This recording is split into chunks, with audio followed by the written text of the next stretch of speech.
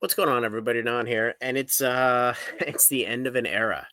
The Pokemon Center ETB stamp promo play is officially dead.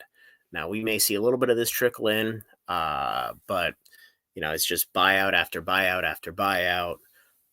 It's dead. It's completely dried. So let's walk through this really quickly, and I didn't even touch on the sealed ETBs. We can do that for another day. But we look at the SV based Koridon. And this goes all the way back to the day after Christmas. So it's effectively a quarter. Um, you know, 13 weeks, 11 weeks, whatever. It's close enough. So as of today, the Koridon's at an all-time high by a ton. $96 per. Has basically doubled in the last 3 months. Maridon, $91, which is interesting. I would have assumed Maridon's a little bit higher. It tends to trend higher. $91, 75%. Look at the Paldea Pikachu, 105, up 47.9%. And in the green here is I kind of try to ballpark the all-time high here, just so everybody can kind of see where the trend is. And not every card is going to hit an all-time high in the same day, the same week. But it's pretty obvious to see the trend. Oh, I screwed this one up. Let me change this. So yeah, Charmander too. We have the Paldea Pikachu. This has cooled off a little bit. The Charmander again, all-time high. I've looked at some of these in supposed near mint. They are chipped to hell. It's really, really tough to get a clean copy of these. Snorlax, 230. This was after a big spike in buyout, but it's still sitting at 186. Now a lot of these have come out of the market, but again, there's only so many of these buyouts that can happen. Then the market slowly trickles inventory and supply in. Then they get bought up again. It's only going to happen so many times. And, I think some of the newer sets where people understand that having the sealed Pokemon Center ETB sealed, if you will, they're just not going to open them. So these earlier sets, I believe, have a lot more opened than some of the later sets.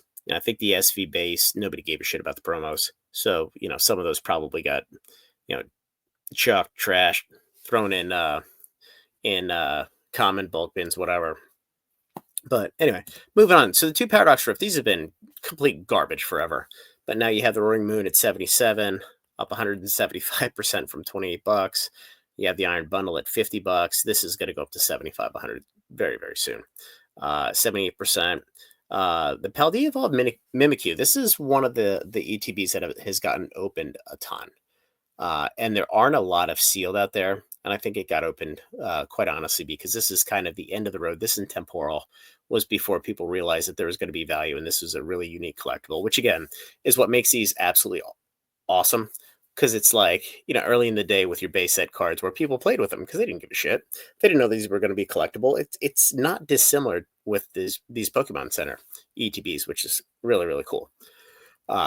Very unique in this day and age when everybody's collecting everything and everything's out of pack in a sleeve. So Mimikyu, $63, another buyout of these. There have been a couple of these. 53%. Fluttermane, 44%. By the way, a PSA 10 of this just sold for $1,800. These cards are so hard to grade. I think there's like 53 or 54 PSA 10s. It's insane. Iron Thorns, 42, right near the all-time high, up 31%. And again, the Temporals and the Paradox have been just dead money for a long, long time. Easy to get, and now that's starting to change. Teal Mask Ogerpon, $41 last week, 37 this week. These ETBs have gotten bought out a couple times now.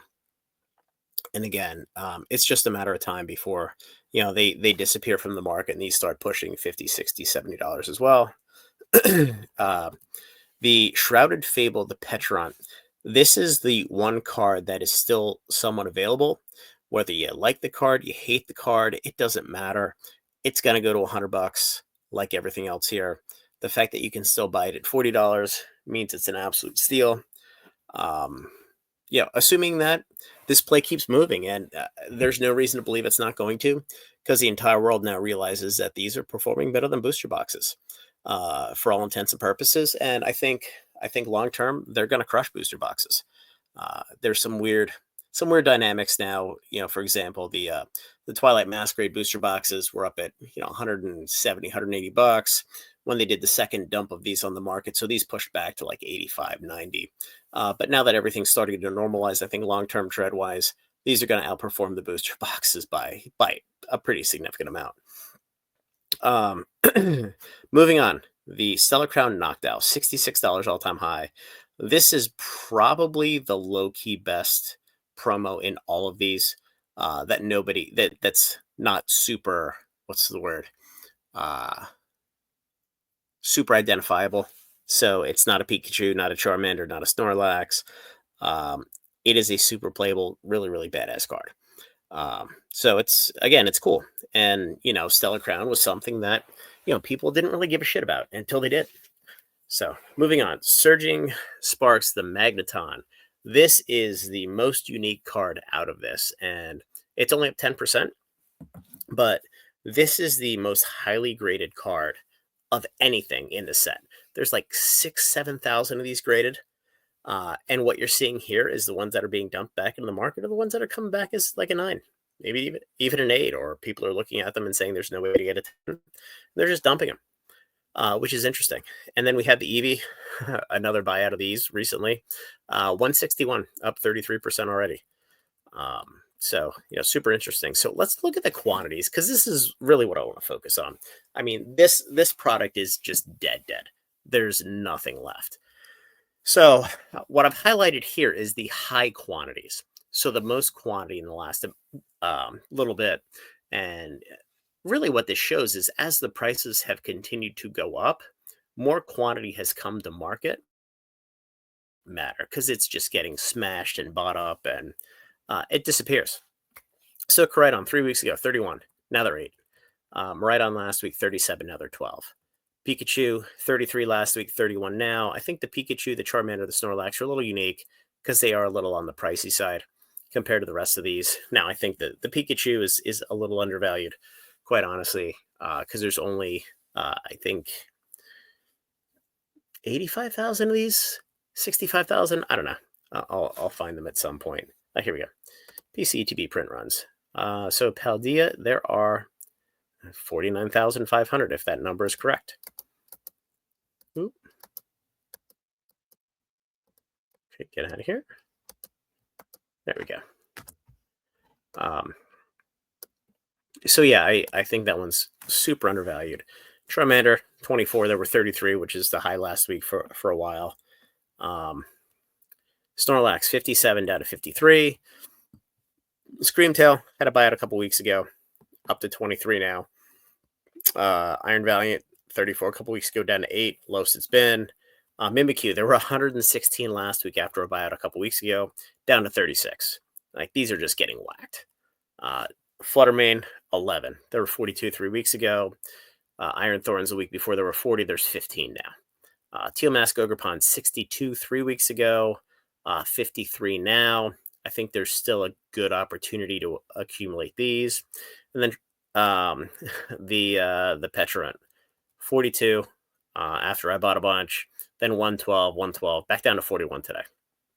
Again, quantity leaks in a market, the price comes down, and they just get whacked. They got bought up because there is a finite amount of these available, and I think it's far less than what anybody knows, or anybody thinks, because there's a lot of these that are just sealed. Knocked out down to 20. Not much of this at all. Even the Magneton, again, there's 123 last week, down to 97 this week. Again, it's the fact that so many of these are being graded. They're coming back. They're being cracked and thrown on the market. So I would probably not buy these. And then the Eevee, down to 26.